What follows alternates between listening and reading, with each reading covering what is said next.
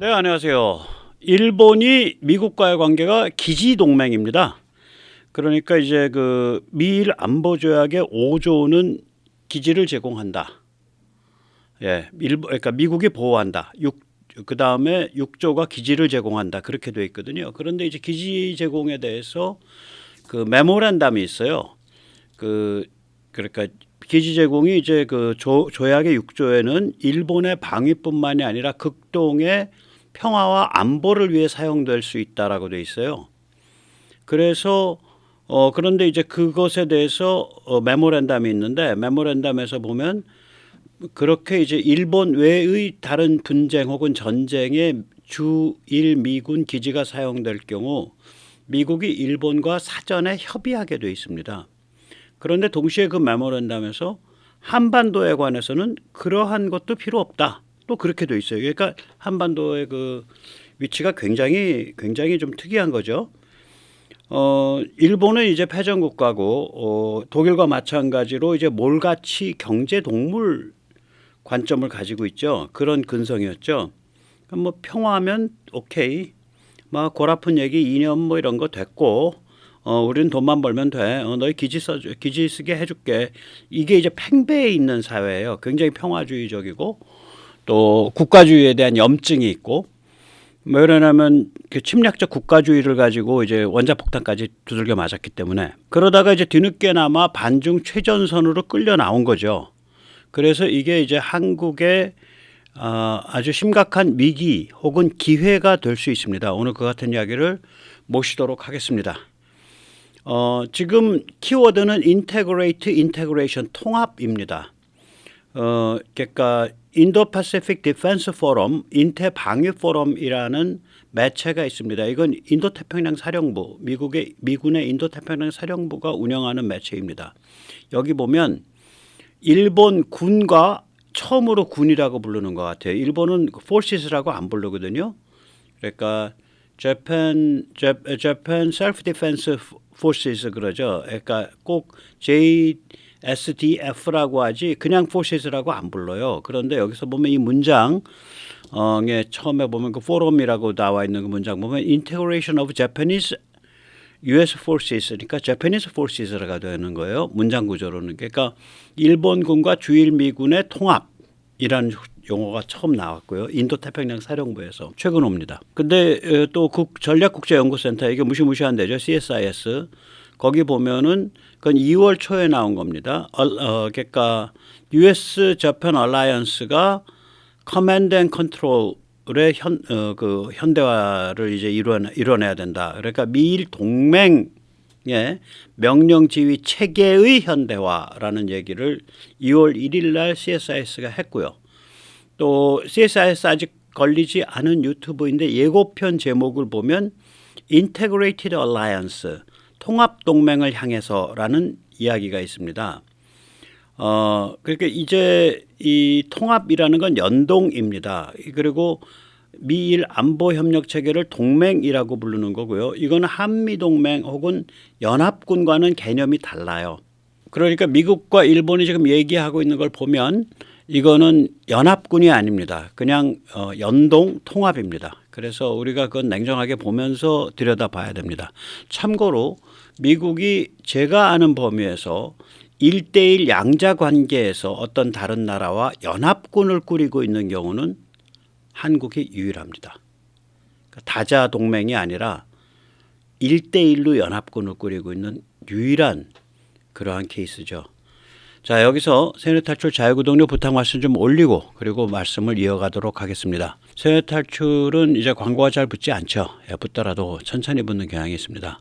도와주시면 보다 좋은 컨텐츠로 찾아뵙는데 커다란 힘이 되겠습니다. 감사합니다.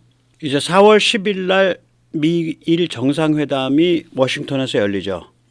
이 정상회담의 가장 큰 변화는 결국 가장 큰 배경은 일본 자체의 변화입니다. 일본의 그 안보 전략이 바뀌었고 일본의 자위대가 변화하고 있습니다. 그 배경은 뭐냐면 중국이 이제 홍콩을 병탄을 했죠. 뭐 말도 안 되는 방식이죠. 보안법 같은 거 통과시키고 중국의 본토화, 맨랜다이제이션, 홍콩 병탄. 그다음에 대만 삼키겠다고 지금 대만에 대해서 야만적 위협을 계속 가하고 있죠.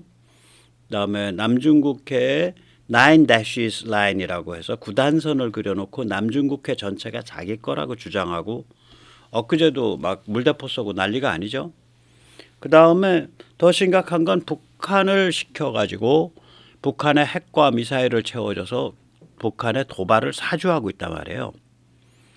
이런 하나하나가 일본에게는 실존적 위협이 된 거예요. 이런 상황이 오지 않을 거라고 생각하고 70년 넘게 살았습니다. 일본은. 근데 이제 이런 상황이 닥치니까 1945년 이후로 78년 지나서 79년째죠 지금. 녹슨 사무라이 칼을 꺼내들고 허겁지겁 반중 최전선으로 달려오고 있는 게 지금 일본의 형세입니다. 누가 이거 멋있는 어떤 카툰 하나 끓여줬으면 좋겠어. 게다짝에 사무라이 딱 벗고 막 달려오고 있는 거야 반중 최전선으로. 그럼 그동안 일본은 어떤 나라냐?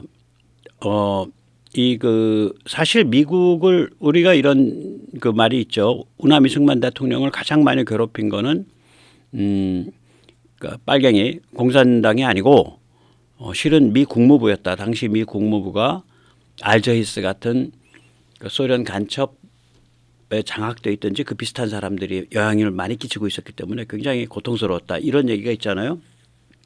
마찬가지입니다. 일본이 이 미국을 골탕 먹이고 미국의 등짝에 칼 지르는 3인방 중에 하나입니다. 이 트라이아드 중에 이 3인방이 프랑스, 독일입니다.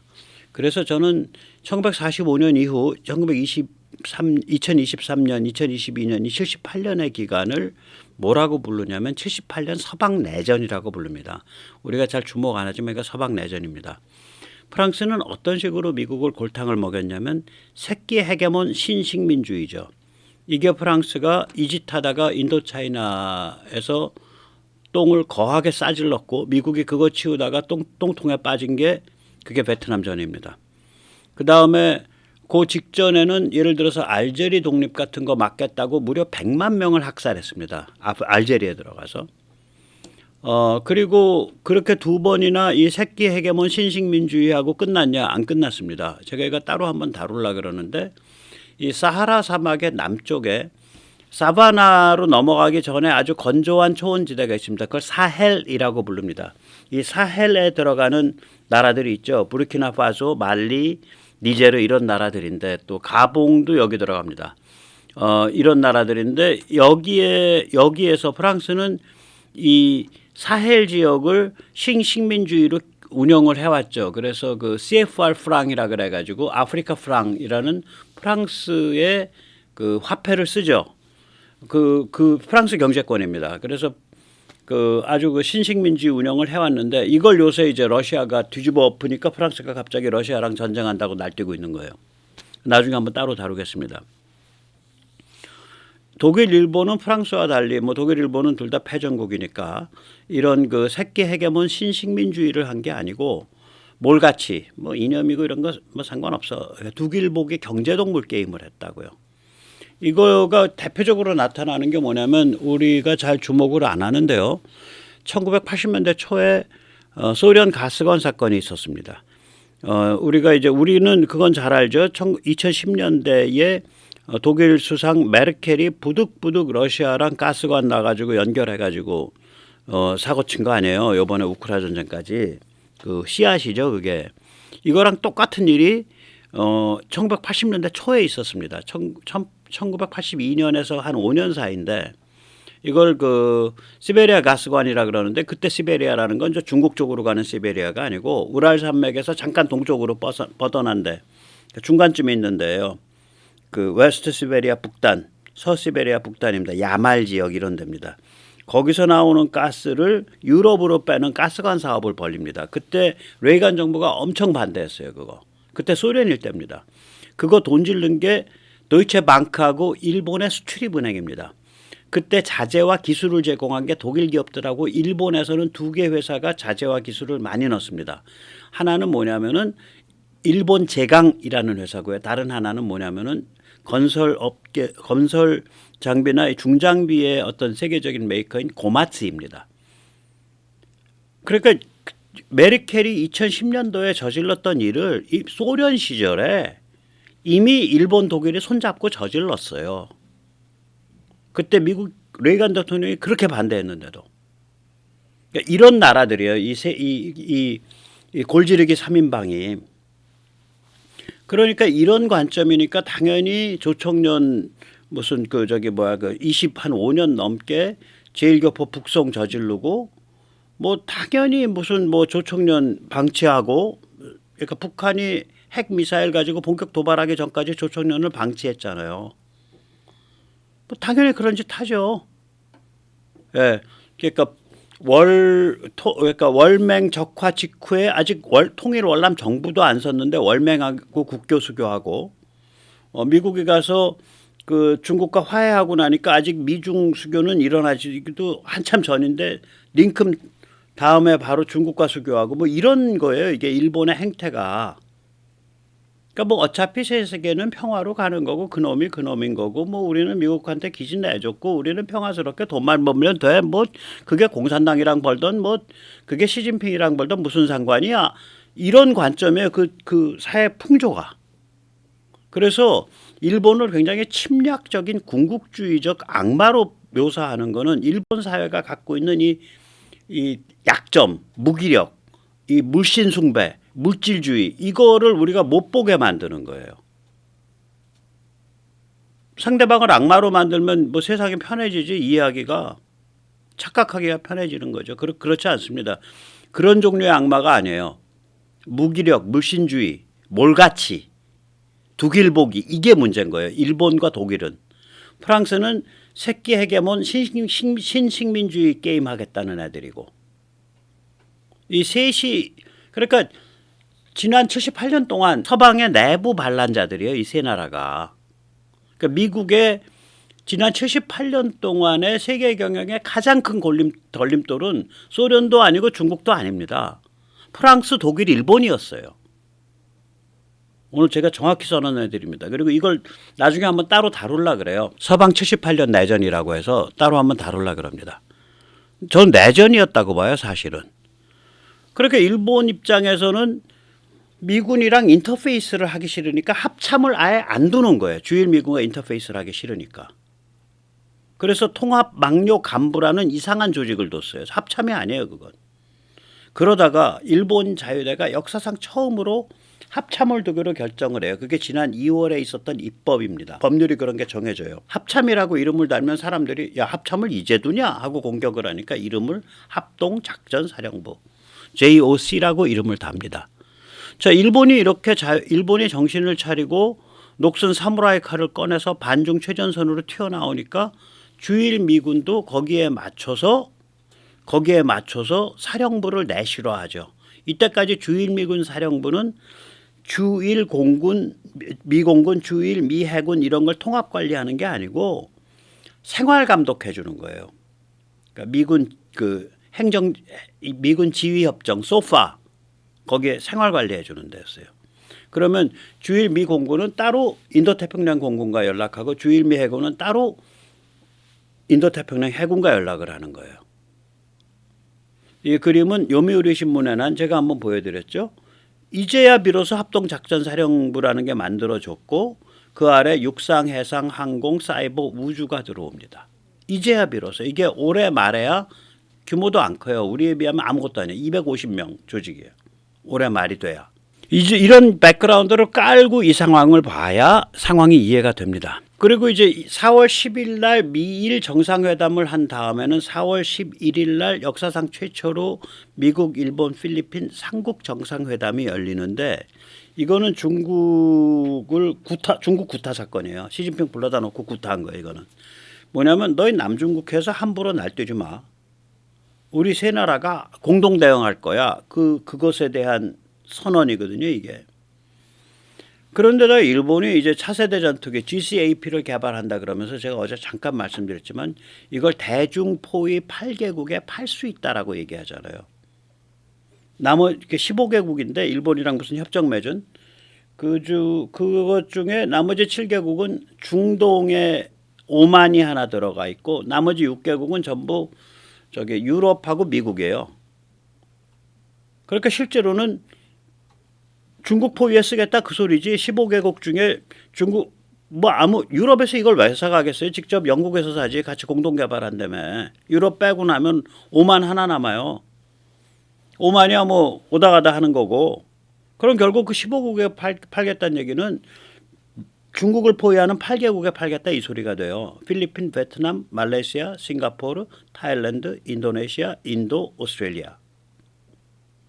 그래서 니케이 아시아의 엊그저께 신문의 제목이 미일 필리핀 최초의 3국 회의가 열린다. 최초로 이제 남중국해에 대해서 대응키로 한 거예요. 굉장히 늦었지만 이거 오바마 때 이런 게 있어야죠. 10년 늦은 거예요. 10년. 그러니까 우리가 한미동맹이 얼마나 기민하게 작동하고 있는지를 알 수가 있는 거예요. 우리 10년 같으면 우린 못 참잖아. 10년 늦은 거예요. 10년. 오바마 때 그들이 2014년 이때부터 사고치기 시작했는데 중국이 오바마 때 했어야 될 일인데 지금 이제 하는 거예요. 자 이제 이런 백그라운드를 깔고 보면 요번에 이제 핵심 화두는 뭐냐면 이번 미일 정상회담의 핵심 화두는 한미일 삼국 체제를 어떻게 끌고 가야 된다고 생각하느냐. 이게 핵심 화두가 될 겁니다. 일단 VOA의 보도를 한 4, 50초짜리 하나 보시고 제가 말씀 여쭈겠습니다. 온라인 브리핑에 나선 존 커비 백악관 국가안보소통보좌관은 오는 10일 워싱턴에서 열리는 조 바이든 대통령과 기시다 후미오 일본 총리의 정상회담에서 북한 문제를 포함한 영내 안보 현안이 집중 논의될 것이라고 밝혔습니다. 특히 바이든 대통령이 기시다 총리의 국빈 방문을 매우 기대하고 있으며 두 정상 간 논의할 중요한 사안이 매우 많다고 강조했습니다. There'll be issues to talk about in terms of the security environment, concerns about the DPRK, concerns about aggressive PRC action. 커비 보좌관은 또 안보 현안과 관련해 영내 파트너들과의 협력 중요성을 강조하면서 이 부분도 논의 테이블에 오를 것임을 분명히 했습니다. 그러면서 미국과 일본의 양자 협력을 포함해 미한일 3국 협력, 더 나아가 영내 파트너 국가들과의 협력 지속 방안이 논의될 것이라고 밝혔습니다. 네. 이게 이제 미한일 삼국 체제를 어떻게 끌고 가는 게 좋겠습니까? 라고 이제 이번에 논의가 될 거고 똑같은 질문을 한국 쪽에 던지고 있을 거예요. 이미. 윤 정부의 정책은 일관되게 나타나고 제가 이걸 굉장히 높게 평가하는 거죠. 그러니까 한미 핵동맹을 강화해라. 안 그러면 우리 핵 개발할 수밖에 없다. 윤 정부가 확실히 그 시그널을 보냈고요. 두 번째는 우리가 일본이랑 묵은 감정 이렇게 퉁쳐버릴 테니까 일본을 반중 최전선으로 힘껏 끌어내라. 안 그랬다가는 우리만 중국한테 두들겨 맞는다. 이게 윤 정부의 기본 전략이었고 이 전략이 대성공을 거두고 있다고 저는 생각을 합니다. 네, 그렇죠. 그다음에 이제 그러면 이제 무기 얘기가 자꾸 나오잖아. 그래서 이제 미일 무기 공동 개발 및 생산 이 의제가 올라 있거든. 그래서 이거 우리가 잘 봐야 됩니다. 일단 이 공동 개발, 무기 공동 개발 이게 미국이 일본의 자존심을 살려주기 위한 외교적 수사예요. 실제로는 일본 국내 면허 생산을 뜻합니다. 제 면허자 뺐습니다. 라이센스 생산을 뜻합니다. 사례는 뭐냐면 F-2 전투기. 이건 뭐 면허라고 하긴 그렇지만 어쨌거나 미국과 딜을 맺어서 미국이 제공하는 F-16의 컨셉을 일본식으로 좀 확대해 가지고 만든 비행기잖아요, 저게. 네. 그다음에 패트리어트 미사일. 이게 일본에서 쓰는 패트리어트는 일본이 미쓰비시인가 면허 생산하죠. 그랬다가 이번에 우크라이나 전쟁 때문에 급해지니까 일본이 관련 그 규정을 고쳐가지고 미국에 역수출이 가능하도록 만들었죠. 자, 이런 모델은 한국에는 적용을 못합니다. 그러니까 뭐 적용된 사례들이 있죠. 우리는 면허 조립 뭐 이런 것들은 있는데 이거 말고 좀 더 민감한 무기들, 예를 들어서 전투기, 한국형 전투기를 훈련기가 아니라 면허 생산한다. 혹은 굉장히 민감한 방공 미사일, 혹은 굉장히 민감한 장거리 타격 미사일을 면허 생산한다. 미국이 한국 같은 그렇게 안 해줘요. 왜 그러냐면 중국을 자극하지 않기 위해서입니다. 미국의 한국에 대한 무기 공급 관리 정책은 불과 몇 년 전까지 대만과 똑같아요. 대만에 대한 무기 공급 관리 정책이 뭐냐면 자기를 방어할 수 있는 수준까지만 주겠다예요. 그 이상 공급하면 사고 난다. 한국은 그거보다 더 민감하죠. 대만에는 주 대만 미군이 없어요. 한국은 주한 미군이 있잖아요. 여기서 한국이 사고를 치면 미군이 전쟁에 끌려 들어가는 거 아니에요. 그래서 한국에 개발하는 거를 막지는 않지만 한국의 무기를 라이센싱 한다든지 무기 생산을 혹은 한국의 어떤 그 아주 민감한 무기들을 판다든지 이건 미국이 극도로 제약을 해온 상태예요. 아마 제일 좋은 무기 판 게 F-35죠. 예. 근데 그건 팔 수밖에 없죠. 다른 무기들이 다 이제 그 구닥다리가 되는 판이니까. 그래서 이제 제가 말도 많고 탈도 많은 그 F-7A 연습기 얘기를 오늘 다시 한번 전해드렸지만, 예, 그 반복해드리겠습니다. 이거 뭐 미국이 우리 통수 쳤다, 뭐 일본이 호구짓한다 이런 식으로 밀리터리 평론하는 분들이 가끔 계시는데 전혀 사정이 그렇지 않아요. 이거는 미국, 일본 양국의 이해관계가 맞아떨어지는 일본의 호구짓이 아닙니다. 일본 입장에선 이해관계가 이익인 사안이에요. 이게 워밍업이에요. 그러니까 워밍업이라는 건 뭐냐면 이게 주요한 아이템이 아니고 진짜 중요한 아이템은 따로 숨겨져 있는 거예요. 이거 뭐냐면은 제가 거듭 말씀드리지만 우리는 그런 과정이 없지만 미국이나 일본은 이 초음속 맛보기를 하면서 살살 비행을 하고 다니는 중급 코스가 길게 존재를 해요. 이렇게 중급 코스가 길게 존재하는 그런 국가에게는 일단 싸고 기름이 우리 T-50보다 한 절반밖에 안 먹고 그 대신에 고급 극한 기동, 고등 전술 훈련은 불가능한 그런 전용 훈련기가 필요한 거예요. 네 마음대로 오랫동안 몰고 다녀라 이거지. 따라서 여기 우리 그 밀덕 중에는 일본이 이걸 들여다가 경공격기 FA-50과 같은 버전으로 개발하려고 합니다. 그러는데 그냥 단적으로 말할게요. 경공격기를 개발할 힘 일본 차고 넘치고요. 이거를 개조하는 건 아무 의미가 없어져요. 이게 기체가 경공격기로 파생 개발할 수 있는 기체가 아니에요. 그냥 맨 땅에서 하는 게 차라리 속 편해. 이거는 제가 거듭 말씀드렸지만 허우대는 T-50 해당해요. 우리 FA-50의 원형. 체중은 절반 이하야. T-50에. 이건 뭐냐면 굉장히 연약하게 만든 기체예요. 가볍게. 극한 다이어트를 해놨다고. 따라서 이걸 가지고 경공격계로 간다는 거는 불가능합니다. 그냥 맨 땅에서부터 다시 하면 돼요. 일본 그 실력 있어. 뭐 그 미국과 손잡고 하든지. 근데 그거 하겠냐고 지금 일본이 급해 죽겠는데. 그 GC-8B 때문에. 그래서 이 반일파리 반일 감정을 막 부추기면서 그거에 곁다리로 우리를 배반 때린 미국이 이렇게 끌어들이는 이런 아주 편협하고 사나운 그런 군사평론을 보면 제가 마음이 좀 아픕니다. 예, 마음이 아픕니다. 다시 한번 그것 때문에 제가 다시 한번 설명을 드리겠습니다. 예를 들어서 일본이 호구 잡혔다 뭐 어쩌고 저쩌고 이런 얘기를 하면서 비웃거나 그렇게 비난을 하려면 차라리 미국 일본의 항공교육훈련사령부, 미국은 이거에 AETC라고 부릅니다. 이 항공교육훈련사령부의 교육체계를 비난해야 돼요. 교육체계, 교육사상이 달라. 한국은 중간 코스가 없습니다. 웅비훈련기, 프로펠러, 프롭을 몬 다음엔 바로 본격 고등전술훈련기인 T-50으로 들어갑니다. 미국, 일본은 중간 코스가 길게 실행됩니다. 초음속 맛보기 및 살살 조종을 하는 중간 코스가 길게 실행돼요. 야, 뭐 그렇게 훈련하냐? 야, 그러지 마. 그냥 그 고성능 프로펠러 풀업한 다음에 바로 고등전술훈련기 타면 되는 거야.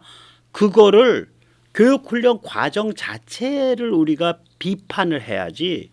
교육훈련 과정은 그냥 언급을 안 한 채로 뭐 그런 비행기사라고 얘기하는 건 웃기는 짓이에요. 교육훈련 과정을 그 사람들은 그렇게 운영을 해왔고 그런 운영에 대해서 그 사람들은 말하자면은 확신이 있는 거야 나름.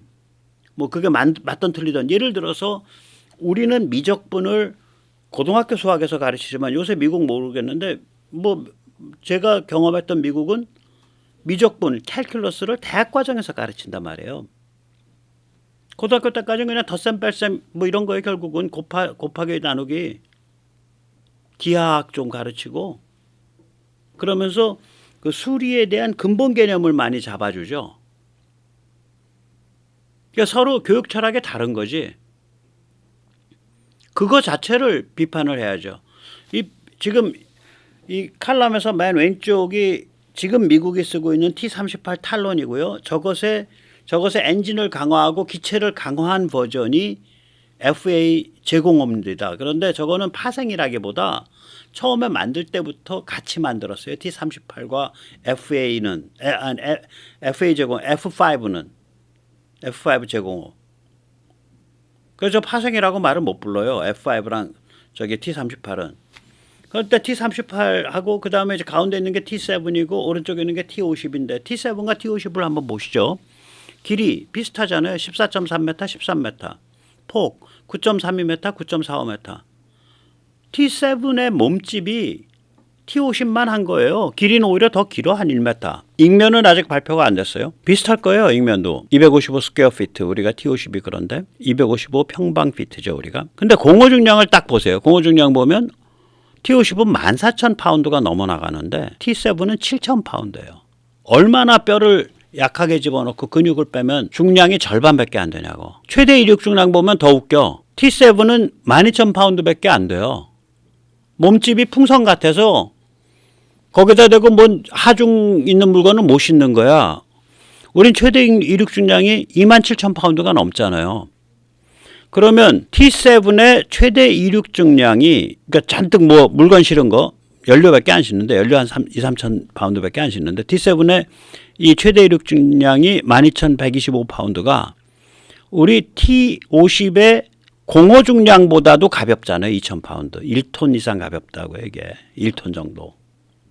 이게 이걸 딱 보고 있으면 이 기체의 그 컨셉이 나오는 거예요. 아, 얘들 허우대는 크게 했는데 최대한 극한적 다이어트에서 가볍게 만들어 가지고 연료 작게 쓰고 오래 나는 비행기구나. 딱 나오는 거지.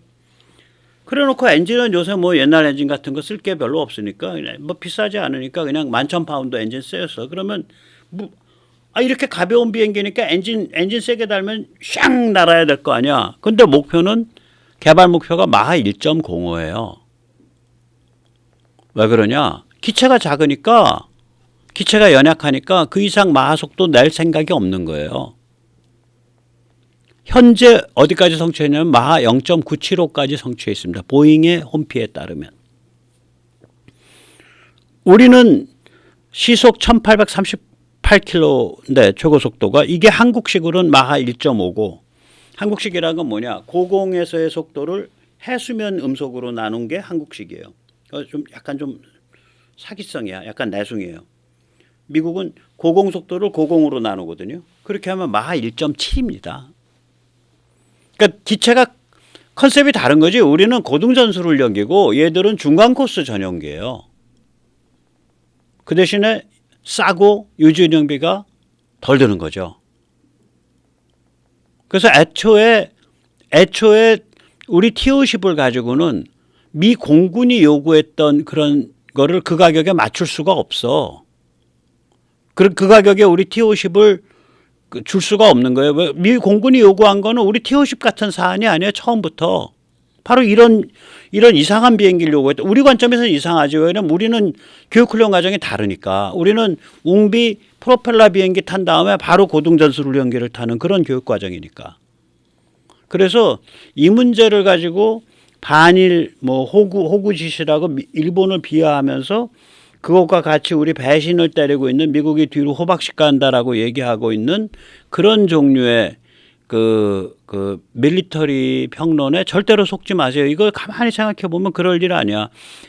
만약에 그걸 호구짓이라고 비판하고 싶으시면 교육훈련 과정 자체를 비판하세요. 바보들 아니냐 니들. 풀업 한 다음에 그 다음에 바로 최고급 고등전술훈련기 몰면 되지. 왜 중간에 이상한 기체 넣어갖고 또 하고 있냐. 니들 바보냐. 그렇게 하시는 게 훨씬 맞는 얘기라니까. 기체 갖고 시비 걸 일 아니에요 이게.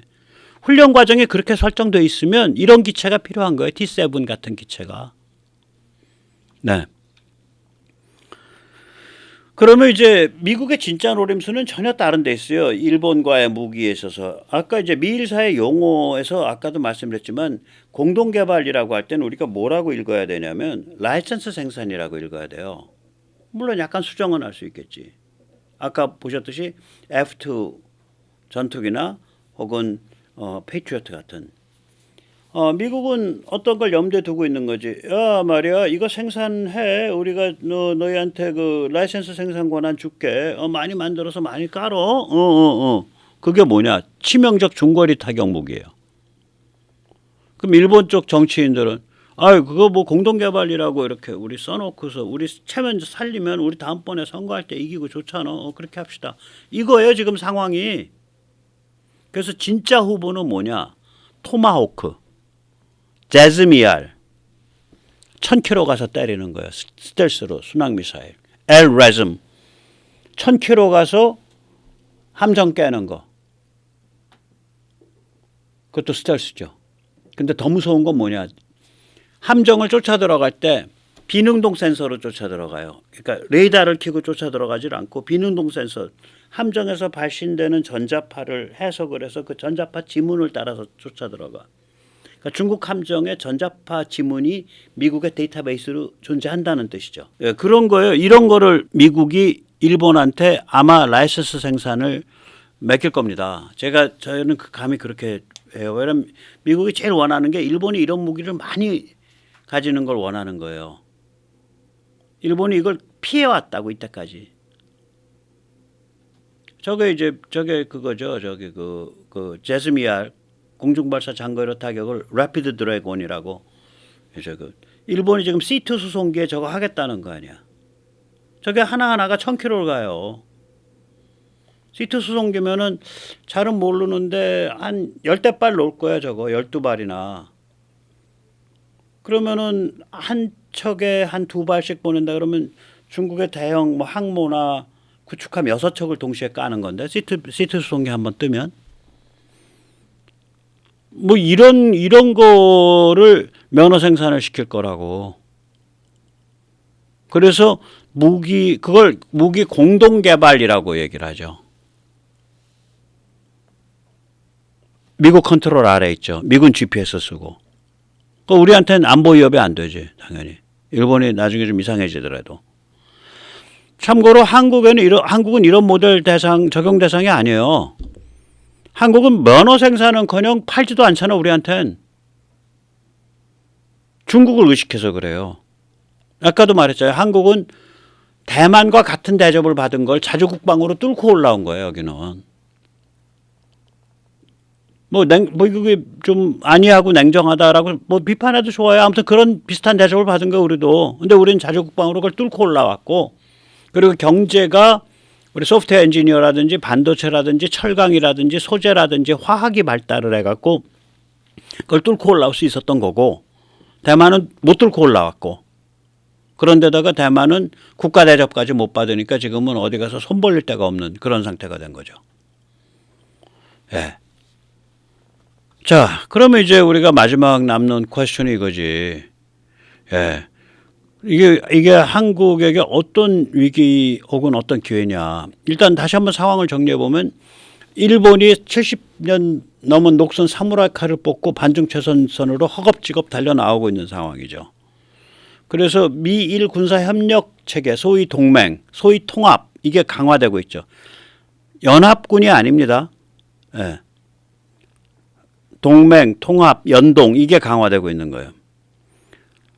그렇게 되니까 당연히 중국의 야욕에 맞서게 되는 거고 동아시아의 긴장이 고조되는 거지. 상황은 그거예요. 그건 제가 나선다고 바뀌는 거 아니고, 윤 대통령이 나선다고 바뀌는 거 아니고, 우리 시청자님들이 나선다고 바뀌는 거 아니고, 그렇게 가는 거야, 판은. 그럼 이제 우리한테 닥친 위기는 뭐냐. 이런 상황에서 국내 정치 및 담론이 종중으로 혼란이 되면 한국은 중국이나 북한이 보기에 굉장히 건드리기 쉬운 도발 대상물로 전락하는 거예요. 그래서 이번 총선 잘 치르셔야 됩니다.